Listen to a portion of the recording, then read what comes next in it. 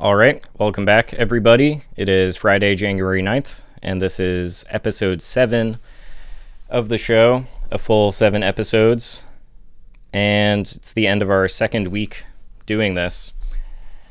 So, yeah, thanks for tuning in and watching. I said yesterday that this was going to be sort of a recap of all the many things that have been mentioned over the past 6 shows, but I think I'm actually just going to keep expanding into some different territory, and we'll try to recap it all in time, because ultimately this show is headed in a direction where we're trying to make a clear, coherent, very articulable sense of what's going on in our world and inside ourselves living in this world. So I think while all these early episodes have been a little bit all over the place, especially the very first one, it's all part of an effort to get a lot of ideas out there and then start refining them into like clusters and categories and seeing how different things interact with each other within this world of concepts that I'm trying to lay out. And yeah, just all day today I was kind of thinking about something else, so I didn't really want to go back and try to recap what I have been covering. Oh, hang on a sec. Yeah, I didn't want to do that just yet. I think the weekend might be better suited to that. And I mean, who knows, maybe we will just keep firing on all cylinders in sort of a random and messy way, because I haven't even talked about like sexuality or sexual drive or dating apps, which is another thing that I've been thinking a lot about, and it's something that I think a lot of the people who are going to be seeing these videos, that's a world that they live in as well. And yeah, just like loneliness, sexuality, all kinds of things related to that. So there's still a lot to just like air out before getting to I don't know, before we start the organizational task. Speaking of which, though, I appreciate people who are reaching out to me and offering their interpretations of what I'm saying or giving examples of what they're saying. If you have examples in your life of the way that just things you see that remind you of this show or the sorts of things that I'm talking about, please comment them or send them to me, because I can always use more I don't know, just more lived examples of lived experience in this situation. And similarly, any arguments or anything like that or disagreements, I value that as well. I don't purport to have all the answers. I'm kind of just seeking out the truth by doing this, and most of what I'm talking about too, I've just picked up from books that were written decades and decades ago, and I'm just applying it to how our society has evolved over time. So yeah, and if you haven't, please like and subscribe to like the video, subscribe to the channel. Yeah, it's appreciated. So let's get into it. I just mentioned the evolution of society. Like people are talking about propaganda and technological control in the 50s, in the 1910s. People have been talking about it for a long time, and a lot of that information is very very relevant still. I've been kind of leaving this in a place where I can see it. I haven't actually read this book. It's a lot of pictures. The medium is the massage, but I like Understanding Media by Marshall McLuhan a lot, and that I believe was published in the 50s. And I just like this reminder in my room that all media work us over completely. And that was before the internet, and certainly before the smartphone, certainly before large language models.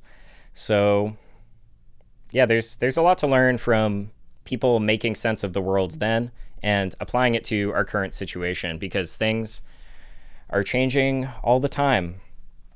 And that's kind of what I want to talk about today. I want to talk about how things are changing and what our role is in that change, because I think the way that our society and our enculturation and socialization within the society as we're born and grow up in it, I think it predisposes us to be rather powerless about creating future cultures in our society, or even having choices over our own lives. Like I read this quote from Ivan Illich the other day, but he just refers to some basic human activities that are being controlled by institutions increasingly, and I think he wrote this in the 70s, but basic human activities such as health, agriculture, home building, and learning. Like those are all things that increasingly as time goes on, people and communities have less of a say over in their own communities. So yeah, so that's something I want to talk about, because amongst my own peers, and I mean this is really an intergenerational issue, but thinking mostly about the younger generations now and the people who have been enculturated the most recently, or at least initiated their enculturation most recently. I think there's a tendency amongst us to be apathetic, or hang on a moment, sorry. To be apathetic or helpless or resigned to the fact that we have no power in our lives. But power really does come from it. I mean, it comes from, increasingly it comes from some different sources, because of how technicized things are becoming, how automated things are becoming. You can actually start extracting power from the world without much human influence. But historically, power in human societies came from the metabolism of humans and harnessed animal power and everything. But it ultimately starts in the body, and then the body starts to control the world in certain ways. And there's still a fundamental truth to that. And I think that we as participants in the society, as citizens, there is actually a lot of power that is just sort of being concealed from us. And I think if we can come to understand that which is being concealed from us, we can also sort of stop it from being siphoned away to just uphold the dominant power structure of our nation and the globe. So that's kind of what I would like to talk about today. And there's a reading I'm going to do maybe halfway through, or maybe at the end, that is a conversation, I think, from the early 1980s between Henry Flynt and someone whose name I don't know, but his initials or their initials are GR. And yeah, that is a conversation about precisely this, and sort of, they're younger at that time, and they're talking specifically about the milieu of their peers.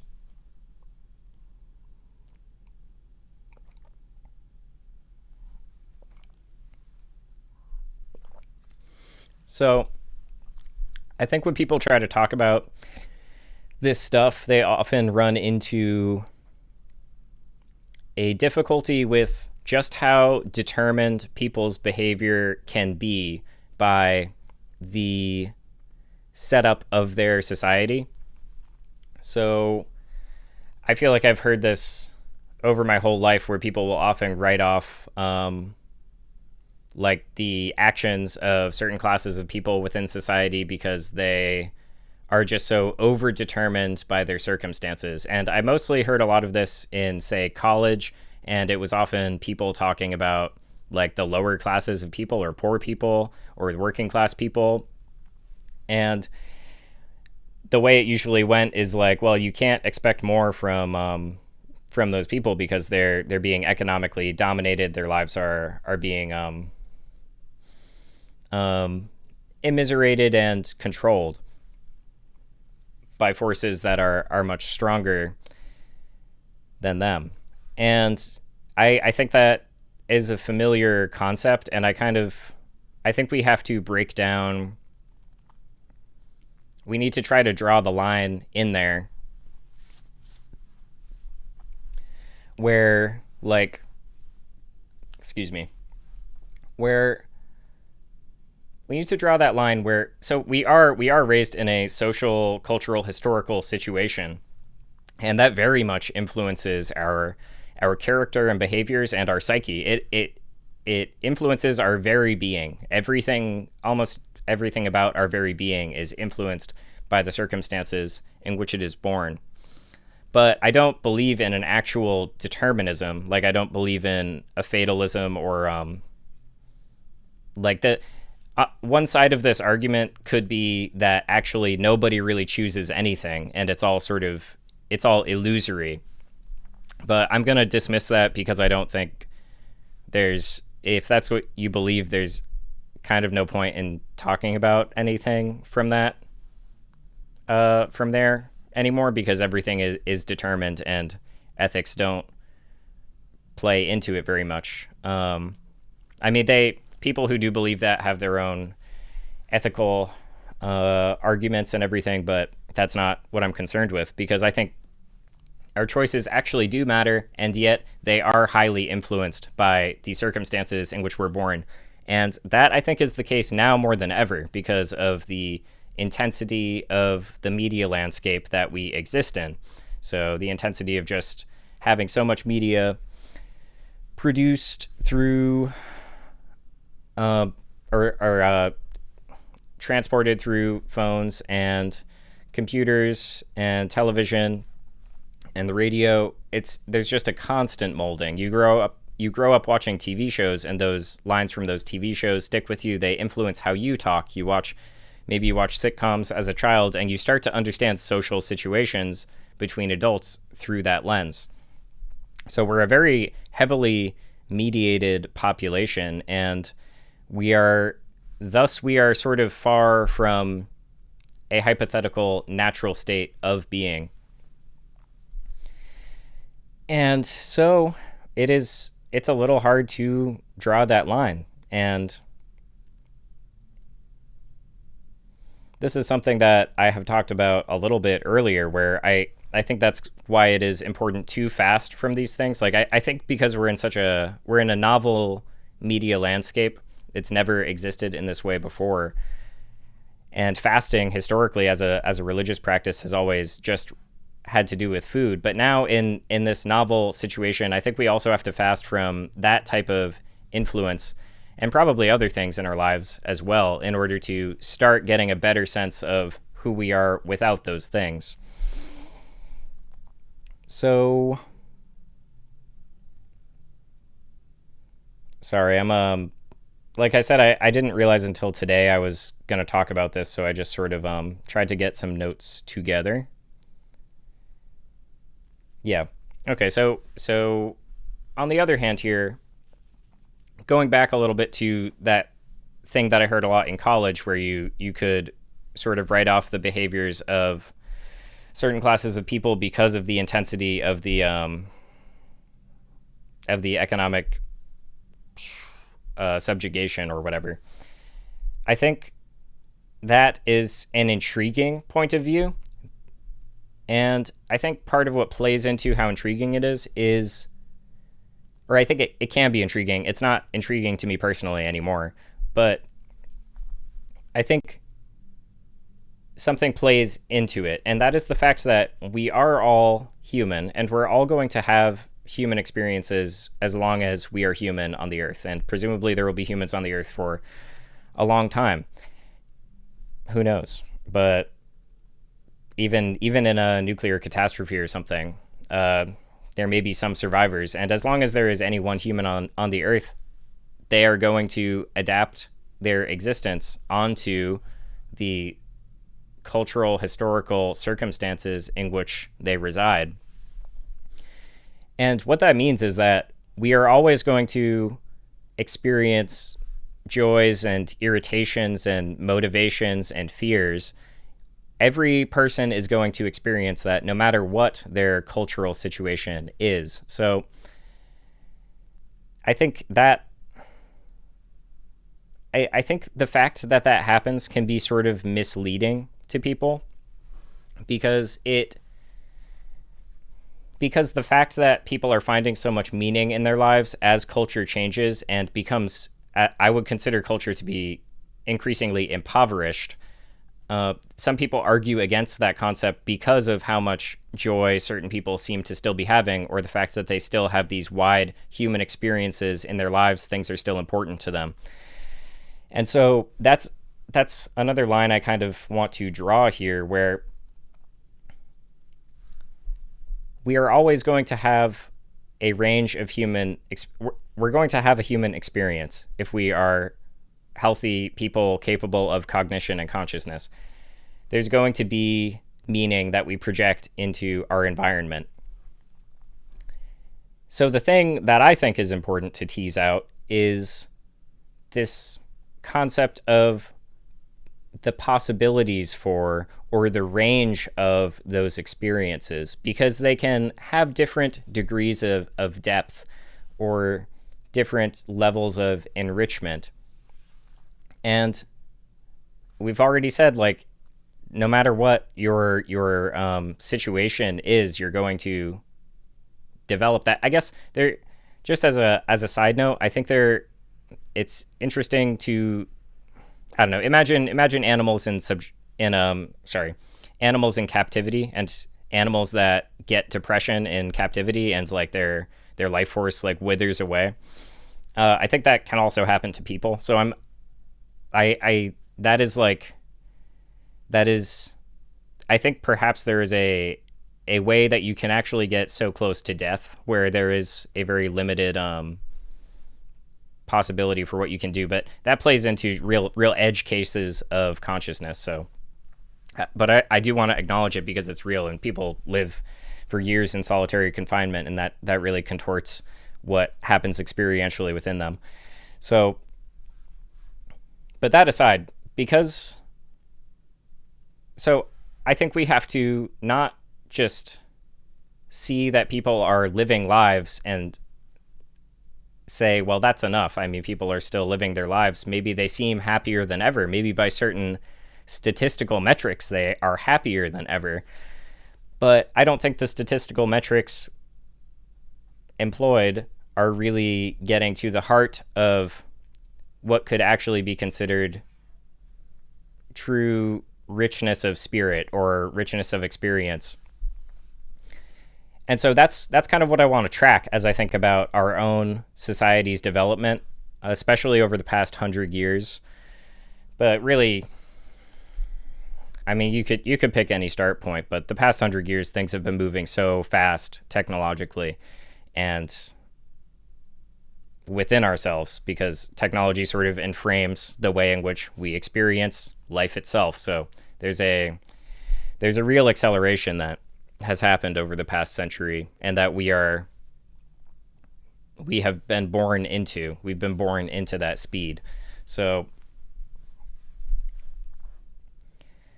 yeah, so I guess I will just talk a little bit about how, I mean, this is kind of what we've been talking about on the show, but with that in mind, we can remind ourselves of those things. So specifically in this sort of smartphone era, I think people are really becoming increasingly desensitized to, or just desensitized. I think people are becoming desensitized, less able to sense things through their senses. And the senses sense not only that which is outside of you, but they sense that which is inside of you. Consciousness is an awareness of things that are inside and outside, and the senses are a very important part of that. So here's kind of where in the future the categorization will become useful, because we've talked about a lot of phenomena, a lot of things we're all familiar with, a lot of cultural norms that are being perpetuated and increasingly normalized and exaggerated. Their exaggerations are becoming normalized. So we're on this sort of slippery slope of our the way that it is now normal to engage with media and technology and each other is on a slippery slope. And that slope is, I think, narrowing that possibility that I was talking about earlier. It's narrowing the possibilities for choice, for deeper levels of understanding, for deeper levels of connection, just deeper levels of existence. I don't have the categories of experiential existence in front of me or in my mind. I don't, but that is that would be handy to think about. I think that's a good thing to try thinking about. And I guess I'll give an example related to language, because I've been thinking about language a little bit. I'm gonna make videos out of these live streams, because most people aren't going to click on a video that's over an hour long. So I think when there are moments where something is clearly demonstrated, I can turn that into a 5 or 20 minute video. And I'm also thinking about making short form videos for things that are extremely short, because that is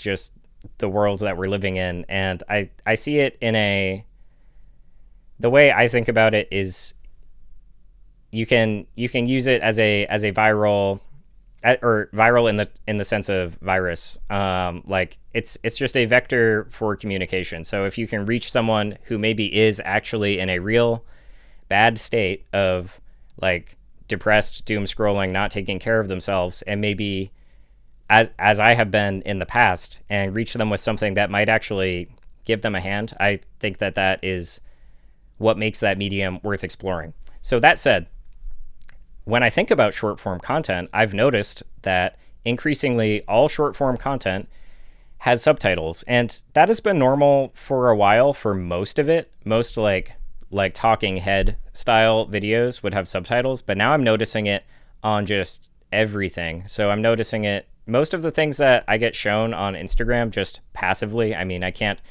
turn it off. It forces videos upon me, even if I'm using it really intentionally. And those videos will be things like, I guess there's a lot of wildlife photography, but there's also a lot of like field recording video type stuff for music, like Appalachian music or world music, Indonesian music. It'll show me stuff like that. And I don't think that stuff ever really used to have subtitles on it. I think that I'm only just noticing it now.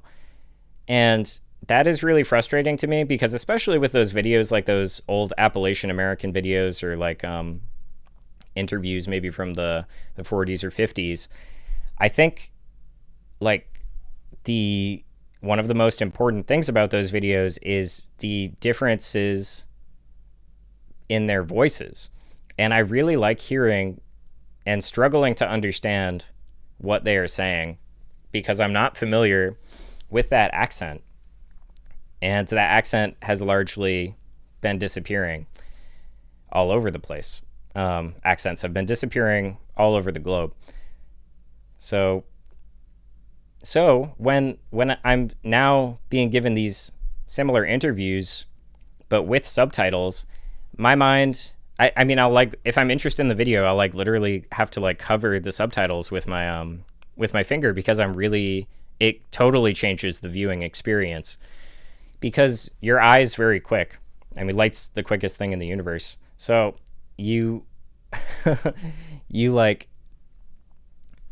project sense onto it before you hear it. When you're hearing a voice, you have to make sense of the voice. You hear the voice and you have to make sense of it. You might not understand every single word that I say in here, because I'm not a super articulate speaker. I hope to get better at it.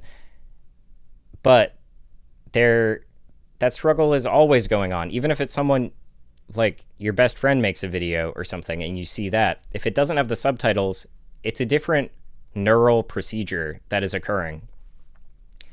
And I think the subtitles short circuit that in a really dangerous way, because it seems like you're still hearing the content. It seems not really that important But there is something being short-circuited. You are changing the way that you're processing that information, specifically the information that they're trying to give to you. And there's a lot that goes on in the voice. I talked about this a bit in episode 1, describing my reasons for wanting to start a talk show. And there's so much, you can learn a lot about how someone is feeling through the timbre of their voice, and you can learn about their relationship to what they're talking about from how they hesitate, or like when they're thinking, or are they not sure that they want to say a certain thing. And I think that this is an insidious change that has become normal, because things change and they're accepted as normal pretty much immediately in the mediascape. So that's an evolution of something that's something I think we're losing over time. That's like a very recent example in my life. I mean, the subtitles have been around for a long time, like I said, but now it feels like I don't even want to see these like videos of something I'm actually interested in, because it is affecting how I'm receiving it. And if that goes unnoticed and it's just accepted, that's what I mean, where the possibility for experience is reduced a little bit. Like the field is getting closed off for those like hearing experiences, for those hearing, understanding experiences. And similarly, I've been thinking about with like it is interesting and it's useful that apps are now so effective at communication that you can talk to people in another language in a decent way, where you can, like, say you just don't speak a language at all. If you have a phone, you can basically, you can talk to each other in a sense. And that comes at an interesting time in the human race's relationship to language, because I think of it as sort of this this distortion of the Tower of Babel story, where the Tower of Babel story, I mean, I haven't read it in a while, but like that the essence of it is people are trying to build a tower to heaven, and God makes it so that they all speak different languages, and thus they can no longer build the tower. Maybe I'm getting it wrong. That's how I recall that story, and that's what I'm thinking of with this distortion now, because now it seems like we all can actually talk. Anyone can talk to anyone, but because our relationship to language and meaning in language and meaning in the voice is becoming increasingly bankrupt, it's having all the it's drying up. It's dry. It's simple. It's informational. It's coming at a time where people are almost having, in a way, it's like we have nothing to say anymore. So we have this tool to all be able to communicate with anybody, and yet we have nothing to say, because it's all becoming mechanical, informational. So maybe that illustrates a little bit of what I mean when I say that our society is becoming the potentiality of life in our society is becoming impoverished. It's becoming narrowed. So, yeah. And another thing we've talked about a bit on the show is just really how predisposed we are from birth and from our enculturation to just go along with all of it.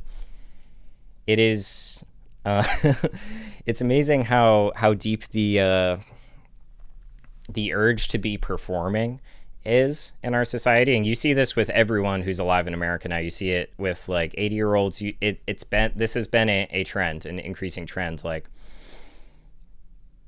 just that all social life, family life, there's a huge performative element, work life as well, where you just, like, lots of people do seem to have a distaste for the way in which our society is set up, and yet there's a going along with it that is held up by it seems like most people most of the time. And I think that act of performing is uncomfortable for a lot of people. I think it is, I think it weighs on people. And sometimes I think about that in relation to the popularity of weed now, where I think weed, it sort of, maybe it gives you a break, or it like lets you relax from that performance, or you're like, oh my God, finally I can like take off my mask and feel life. And it also, I think it increases the potentiality for other experiences too. It makes music more intense again. It increases your sensory experiences. So I think we're in a really tense, anxious society where we're all performing in certain ways that make us uncomfortable. And then weed is really, weed use has skyrocketed. And I think it has something to do with coping with those circumstances. And I think weed can have therapeutic uses. I think it can have genuine medicinal uses. However, I think it is legalized and used because it is a very because it's a very effective coping mechanism for our particular set of circumstances. Yeah. And along with that performance, I think these are all ideas that will be fleshed out a lot more in the future, but along with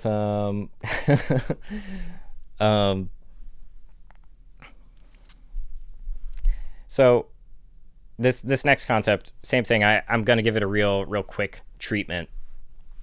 But I think along with that attachment to performances, we get very attached to certain parameters of games that we are all playing. So that could be the social game of your workplace, where you want to behave in a certain way or learn certain things or talk to people with a certain tone because of this gamified thing going on in the workplace. Like I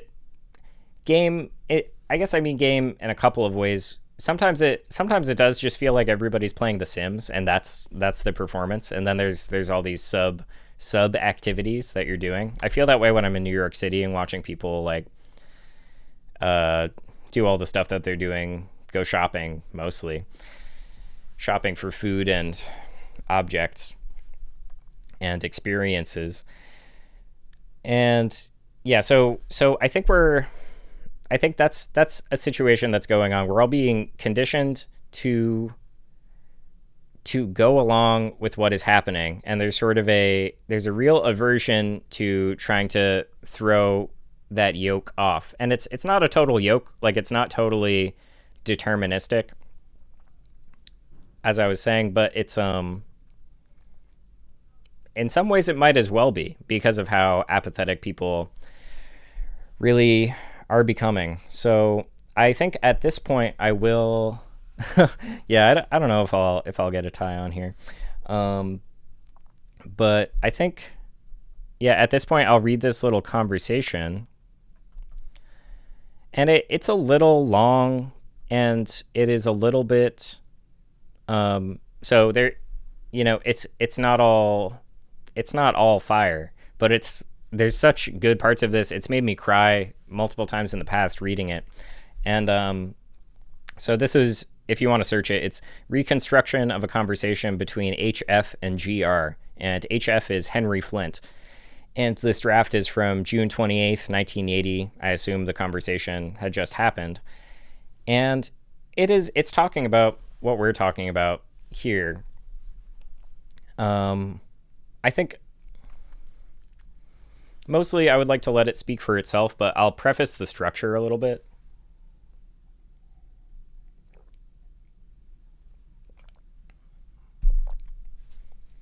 I mean, if you think a tie would look good, it's possible, but I'm new to this fancy dressing business. Yeah, so it's written as a conversation, HF to GR, but they're mostly talking for a long time. There's a very quick back and forth in the beginning, and then it just goes on. And they're talking about this intersection in life where people have choices, but they're struggling with the determination or the regimentation of the society's roles for them. And so I'll also preface one thing, because if you so Henry Flynt, it's Flynt with a Y, and he was a musician. He was a part of, I think he still lives in New York. He's actually been doing some talks recently, and he was a part of the Fluxus movement in New York City. I think that was in the 60s. I think he was from Massachusetts and moved there when he was like 18 or something. And yeah, so there was sort of an anti-art movement he was a part of, and a like experimental music scene that he was a part of with Lamont Young and other people. I don't know a whole lot about that scene. He's got a lot of writing on his website. So basically, he was doing this music stuff, and he was doing personal intellectual work too. He was always kind of interesting to me because I stumbled upon his website one time and I was like, bro, this guy is thinking. He just like has a lot of writing on a lot of different topics, some mathematics and logic stuff, which I like. But always it does seem pointed towards this same direction that I like to go with these things, which is like, we're in a situation and like, what should we do? What is going on? Like how could things be better? And what ought we do? So yeah, he's got an interesting website. Check it out. Lots of writing on there. I haven't read a whole lot of it. I wanted to make like a proper study of his work a few years ago, and I just never got around to it. And then I met a friend who printed this scroll on the wall to the right of my bookshelf. So this scroll is actually what I'm about to read. This is the reconstruction of a conversation. And that was the first time I read it. It was just a totally random gift from my friend Salaters. And Salaters actually has done thorough readings of Henry Flynt's philosophy, maybe more thorough than anyone other than Henry. So yeah, and he's got some good music. He plays the violin. He's got some drone stuff. I liked "You Are My Ever Lovin'" and another just kind of long droney track by him. I liked it. It might still be good, but I listened to it at one point this past year after not listening to it for a few years, and I was like, damn, this is depressing, and I don't know if it's good. But I used to love it. So that's that. He's also got like, I don't know if it's called Hillbilly Blues or something, like some sort of like Appalachian inspired fiddly stuff. Anyways, so that's Henry Flynt. I have no idea who GR is. So don't know if it's a man or a woman or what, but yeah.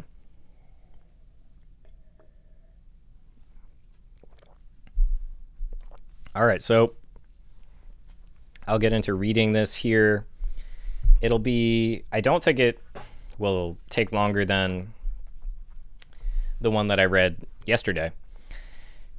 So, oh yeah, and a note about the structure, like, you just don't assume that you know where it's going, because it's funny because like Henry starts off the conversation and he's like, they're talking about why are the people that they consider to be exceptionally aware so helpless, incompetent, and defeated relative to what we want, quote.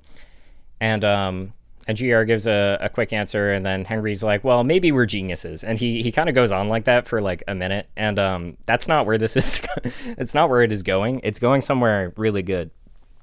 And so I think there's two sort of dry areas in here, but there's stuff that is really good, and I feel like I have to read the whole thing for context. It's not very long. It's just like I think a little less than 5 pages. And I don't know if they're really full-size pages. So all right, I'll just get into it. So Henry says, even the small number of people whom we consider to be exceptionally aware are helpless, incompetent, and defeated relative to what we want. They would say that scientific technology is dehumanizing, but they never dreamed that anyone would challenge scientific technology intellectually or would try to reconstitute the technological modality. modality. They accept the traditional limitation of philosophy to the task of providing passive interpretations of the status quo. The most that some hope for is to attain private internal pleasure by mind games or meditation exercises. They consider everybody but themselves to be Philistines, and they never wanted to make a difference to the Philistines or to influence the Philistines in the first place. The exceptionally aware people know that their world is painful, that most of the time they have to do things which are corrosive to themselves. But they do not imagine that they can counteract this situation. They can only, as it were, lie in the ditch and wait for the intellectual fashion in the world around them to change, and to bring forth a social movement which will rescue them. What has happened to these people in their lives, in their childhood, to make them defeated?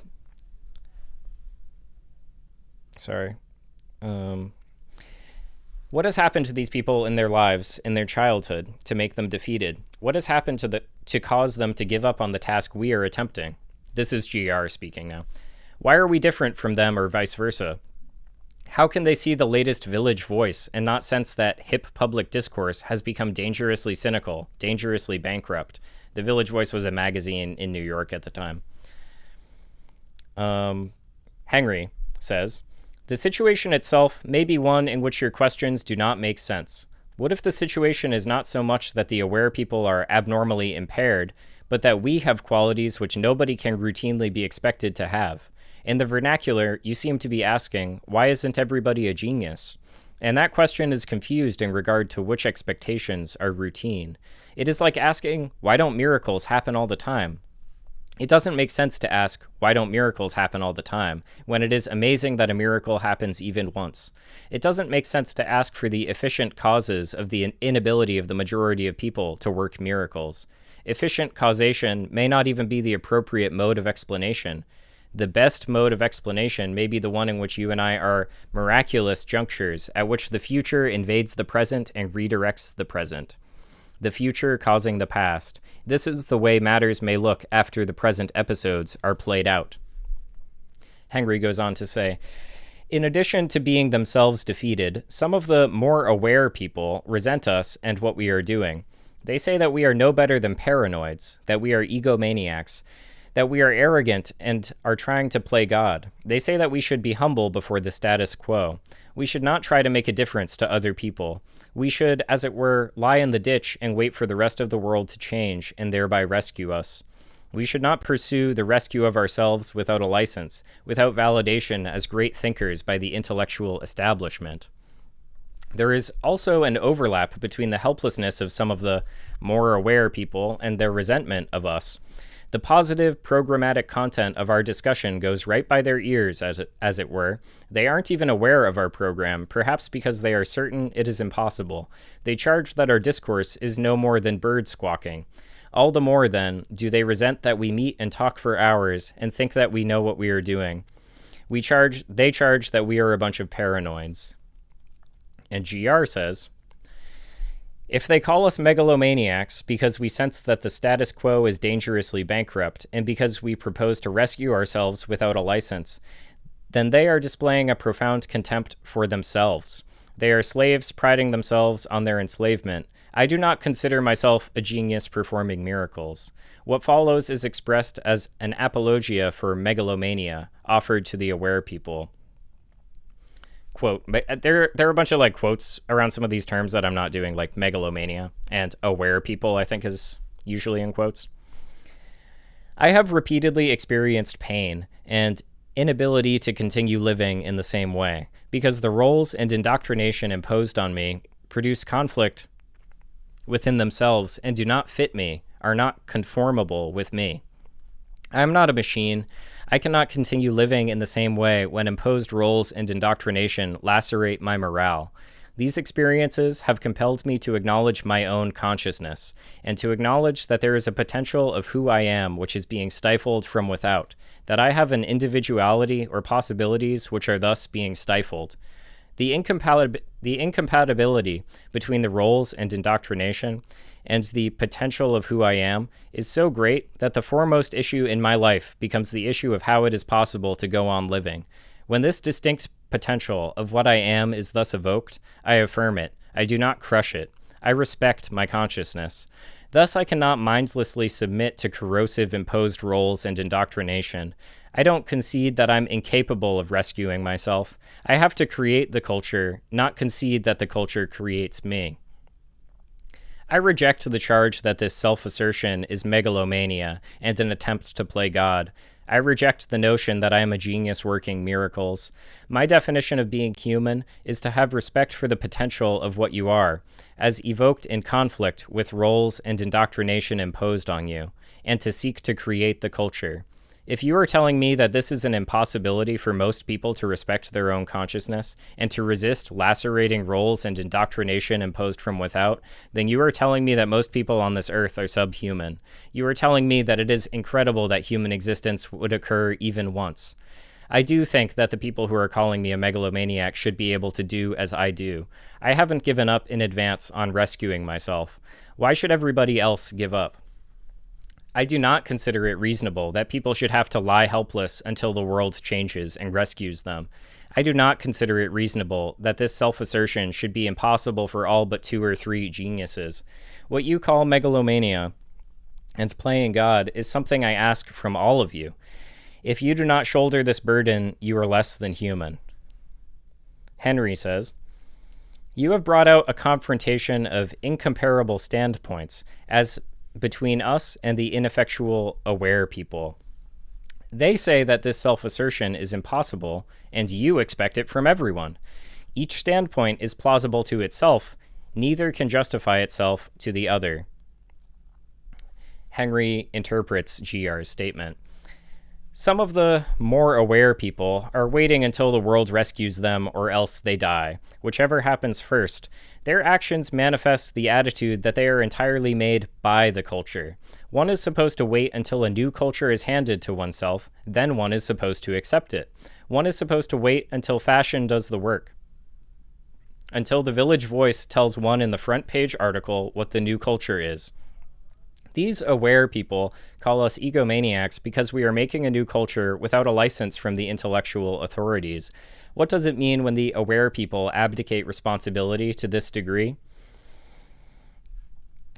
Also, there is an entire generation of new intellectual publicists associated with the phenomenon of fake sophistication, from Barthes, Derrida, and Deleuze to Rozak and Toffler to the Village Voice and coevolution. The new publicist thrives in an environment in which all of the ideas under consideration are known to be fads. If he would say to a new publicist, "Let's be serious," he would say, "What for?" He enjoys himself most when he deals in ideas which he knows are idiotic and will be forgotten tomorrow. What gives him pleasure is consciously to play with trash. What does it say about a society when its visible intelligentsia is willfully playing with trash? What does it say about a society when its visible intellectual activity is carried on by people who are bopping from one hoax to another and who tell you that they are doing so? The audience for the new publicists believes that what it wants and deserves in matters of life and death is to be hustled. Somehow these people have foregone the most important aspect of their humanness. They have foregone all respect for their consciousness. It has been said that people are forced by society to abdicate responsibility and to disrespect their consciousness. That's like what I was talking about earlier, that people are forced to by their societal circumstances. But this explanation is not sufficient. GR was regimented, but the effect of the regimentation was not coherent. Perhaps the regimentation was meant to produce a satisfied mediocrity, but what it actually did was to thrust GR into new dilemmas. The regimentation thus produced a malcontent. In other words, it evoked a divergence between the norms being imposed and a self which did not fit those norms. When GR's sense of self was thus evoked, his response was to affirm that sense of self, to respect his own consciousness. How can anyone exist without having the experience of a divergence between the regimentation and one's sense of self? How can anyone exist without having the experience which made GR a malcontent and a megalomaniac? Are the aware people totally comfortable in the roles and indoctrination which have been imposed on them? No. Does the regimentation evoke in the aware people a sense of self? A sense of the potential of who I am, which does not fit with those roles and the indoctrination? Yes, perhaps. After all, the visible cultural processes are reaching such a level of cynicism about themselves, such an acknowledgement of bankruptcy, that it is unlikely that anyone could experience a perfect compatibility between indoctrination and the self. Again, what is happening with the audience for the new intellectual publicists? Why then do the aware people not affirm and respect that sense of self? Why do they pride themselves on their enslavement? There was a footnote to the what is happening with the audience for the new intellectual publicists. The footnote says they're throwing themselves away. So Henry continues, the awakening to which GR refers may be expressed in another way. How is morale possible? How is morale sustained? That is what GR means by asking how it is possible to live. To say that you are alive means that you are a possibility. You are no thing. Yourself is pending, yet at the same time that you are in a milieu of imposed roles and indoctrination. Your morale, I phrased that a little weird. That's period right there. Your morale is the reflection between your sense of self and the behavior which the milieu expects from you. How does your morale emerge and evolve? How are you convinced that it is worthwhile to arise in the morning? How are the hip people convinced to conform every day to their roles as professionals and official paid publicists? GR is addressing people directly in respect to what it means to be alive, directly in respect to how morale is possible. That is the juncture at which one is human, the juncture at which living takes place. To exist as a human being means also that one's consciousness as possibility unfolds in the milieu of a history and a culture. The proposal may be made to limit our attention to consciousness as pure possibility and to disregard culture and history, but such an approach would be like a picture with a foreground and no background. To live is not a choice between consciousness as pure possibility or being made by culture and history. It is the relationship between them. There is no life without this relationship. These remarks are supported by our recent observations concerning the capacity of non-theoretical vehicles to transmit cultural values. Psychedelic drugs, sex, beat music, etc., the way in which these visceral experiences are apprehended by a given individual is overwhelmingly determined by that individual's relation to the social psychology of the time.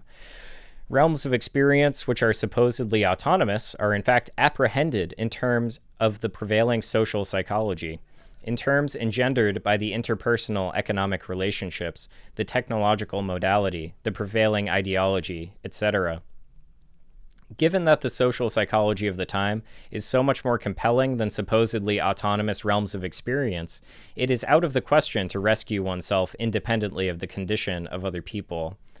A process which genuinely rescues oneself or improves oneself must eventually get involved with the condition of other people, because other people determine the extent to which vehicles that ennoble oneself can be implemented. Thus, it is necessary to discover how culture functions in order to master its influence on oneself and in order to become a culture maker. The culture has a dimension supplied by my acquiescence and collaboration. If I withdraw that acquiescence and collaboration, I affect the culture differently. I think that's very important. He continues, yet the aware people assume that they are entirely made by the culture. They assume that the culture has completely foreclosed and delimited their possibilities so that we are egomaniacs when we try to make culture without official accreditation. So GR, supplementary generalities. This is, I think, the last section. Man's humanity is possibility rooted in a concrete situation. We apprehend this possibility in the flow of time. The center of consciousness is empty. It contains no thing. It is pure consciousness as possibility. The vehicle of that experience is time as it is humanly felt, as possibility in the future and its memory in the past. But further, consciousness as possibility, nothingness, no thingness, is in a complete cultural historical situation. How is human life possible? All human life is man and his circumstances, the relation between history culture, i.e. the shared ontology, and human consciousness as possibility. Being is the medium in which this relation exists. Reality is the relation between consciousness as possibility and the cultural historical process. I realize that may sound abstract to some people, but it's just really just saying reality is like we exist in the world. You can't separate yourself from the history that has created our particular situation and how it then affects you. He continues, to be human is to be no thing. Myself is not a thing. In regard to the controversies over subject-object estrangement, objectivists want to conceive of consciousness as a thing which is out there, and subjectivists want to conceive of consciousness as a thing which is in here, whereas it is no thing at all. Western philosophy unfolds on an incorrect level, conceiving of ourselves as things. To be human, you must understand that yourself is not a thing. You must potentiate that understanding by respecting your consciousness. I affirm the potential of who I am, my sense of self. Or better, in place of my ego, let us speak of the evolution of potentiality, the possibility of possibility. I further understand that I can act and that my being is involved and defined in my action. Action is what it means to be human.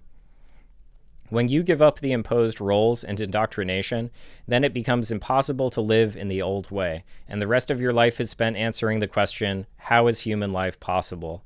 Your life has become an issue in your life. Respect for my own consciousness means not categorizing my consciousness in accord with imposed indoctrination. Given the emergence of the potential of who I am in contradistinction to corroding regimentation, I must respect my consciousness if I am to undo the regimentation. I propose to discover why and how I am being regimented, and how I can prevent it by becoming a culture maker. It is this undertaking, this seriousness about gaining comprehension of what is happening in my milieu, which is called arrogance and megalomania. I am not willing to disavow the potential of who I am. I do not disavow the product of my consciousness or deny its legitimacy. What is more, I do not have to justify it by defining myself in categorizations supplied by the prevailing or imposed indoctrination. I theoretically have an existence independent of the culture. The culture doesn't make me, I make the culture. My life is the interrelation between me as consciousness and the culture. If being human is being possible, then self-respect involves letting myself be possible, not curtailing possibilities as happens when you accept a categorization in which the culture places you. The way I understand myself necessarily defines the worlds that I live in also. So that's that conversation, which I think is a really good exploration of what we're talking about from 45 years ago. And yeah, I recommend actually reading it in addition to listening to it, just because that always changes things. And so I think I'll wrap up here with just a few little notes about how we can make the culture, how we can withdraw from it is a banger. That's why I've got the scroll on the wall. So, and I think I just want to emphasize that there is a social necessity, not an abstract social necessity, but if we are to respect our own consciousness, it is going to be a social experience, and they touch on that in the PDF in a sentence. But I think I read this surah from the Quran last week, but it's applicable here, where it's by the fading day, man is deep in loss, except for those who believe, do good deeds, urge one another to the truth, and urge one another to steadfastness. And I think that urging one another to the truth, urging one another to steadfastness, that is an urging one another to respect our consciousness and to, as they delimit in the PDF, we need to understand the situation that we're in. We need to understand how it's affecting us. We need to understand how it's affecting everybody. And then we also need to explore how to live differently, how to actually act differently, because living is action. It's all up to what we actually choose to do with our actions with other people. And I think that, this is the year. I think a lot of people are really waking up to just how bankrupt our society has become in the smartphone era, and also how dangerous the situation is for all of us. And I think we really have this obligation to help each other understand ourselves and overcome that which would have us regimented into a deterministic position, that which would determine us to be nothing, essentially. I don't think any of us should be nothing. And I really like how GR talks in there about how he dismisses the concept that it's just a miracle. Because sometimes and I'm not saying I feel like a genius by any stretch of the term, but sometimes it is lonely to feel like you want to struggle against this set of circumstances at all, because ultimately the actions of so many people you respect and so many people in the society around you are just totally they're conformed to what the society needs in order to perpetuate the power structure and even worsen the human condition over time. I mean, seriously, like just thinking about children interacting with AI or interviews with high school teachers, middle school teachers, where the children just have absolutely no interest in exploring thought. That is it is not only tragic and like pity inspiring, or like for their position. Like I'm not just sympathetic to that position, but it's also very concerning from a political perspective, because there's evil in the world, and there's powerful evil in the world that will reconfigure societies in ways that exploit and dominate and crush the human spirit.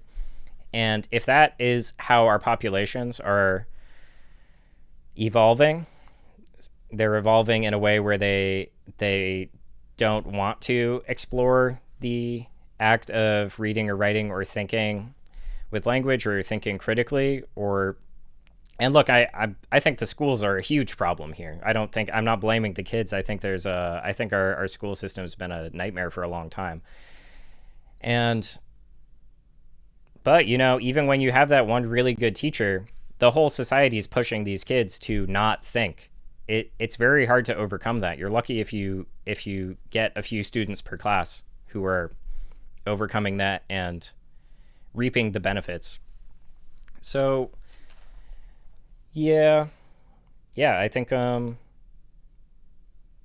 we owe it to each other to respect ourselves and respect each other and push ourselves toward deepening and enriching our mind and our experiences and our abilities. And that takes so many forms, and that is what I'm attempting to do with this show, really, is try to explore that myself and share it with other people. And yeah, I mean, that's what I got. That's what I got for today. I'll wait like a little under a minute for the chat here in case anyone has any questions or anything. But yeah, because the chat's not instant. It takes like, I think, 40 seconds for us to really interact with each other. And then, I'll see you on Monday at 9 for 4 more shows next week. And hopefully I can get some videos together. If you have ideas on anything you'd like to see as a video, or because some people have expressed to me like they want to share these with people, but they're like, you can't just send someone a video that's an hour and a half of a guy rambling. So if there are things where you're like, damn, I'd like to show this to someone, but it needs to be in another form, let me know about it. I think the comments are helpful for that. Also, like and subscribe if you haven't. And I do really appreciate, I know I was dissing, and I hate YouTube comments, but I think because I'm trying to grow this thing, I have to leave them on. I looked into it a little bit. Like it does help algorithmically. And however, I got some really nice comments on these videos and also through email. And I think if you have anything to share with me, examples of these kinds of things that remind you of the show that you see in your own life, or interpretations of things, or things you want to recommend for me to read, I think the comments are a good place to do that, because I'll read all of them. There's not very many. So, okay. Oh, hell yeah. What's up? Yeah, so that that Henry Flynt thing, if you search reconstruction of a conversation between Henry Flynt and GR, it should be the first result. The PDF should be right there. So it's just from his private notes, and I guess, yeah, I don't know when it was digitized or by who. I do know who archived it, but yeah, no, it rocks. I mean, read it over and over, and when you disagree with it, try to discern those disagreements, and when you really agree, try to get to the point where you can hold the intensity of what you see in that document in your mind and be able to share it with other people, because it's nice to read something and feel it, but we need to get to the point where we can express these things to people easily, not mechanically, but naturally. So that's what it's all about. All right, so thanks. I'll oh man, I gotta stop. Also, actually, some good feedback is if I'm trying to get better at speaking. I know I say all the time. I'll say and stuff. Like just there. I might take a class or something, even just to learn the tricks. Get like a quick coaching session in. I'm definitely gonna do a vocal instructor lesson with my friend, but I might even do like a speaking thing. If you have advice in that regard, feel free to send it. It's not out of place. I'm trying to become better at speaking about these things specifically. So yeah, I'm getting used to it a little bit. It feels pretty good to do the streams, and yeah, and I'll toss the link in the description to this video. Actually, I think I'll get a whole bunch of links together and start putting them in the description for things that I'm referencing often or even just once. So I'll toss that in once I end, and I'm going to end right now. So have a great night, and I'll see you Monday at 9, Monday, Tuesday, Thursday, Friday. Share it with your friends. Tell anyone who might be interested in these sorts of ideas. See ya.